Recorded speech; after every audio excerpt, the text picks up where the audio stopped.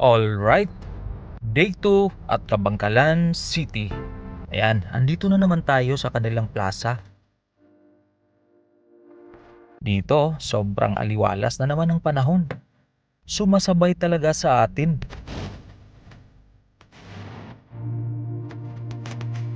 Ayan, papapawis na naman tayo.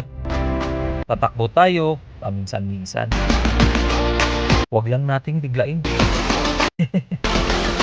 Medyo matagal na rin tayo kasing hindi nakapag-exercise. Baka mapilitan ng katawan natin. Ito ngayon, no, ang kagandahan.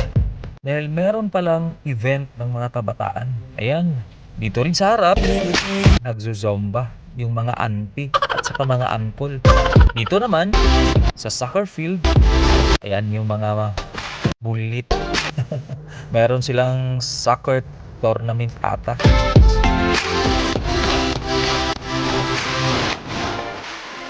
So, dito lang tayo. Iniikot natin ang buong plaza ng Kabangkalan.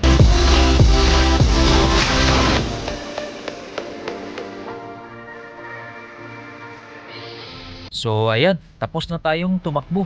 Dito naman, set up tayo. Kahit konting count lang. Ayan o, parang troop.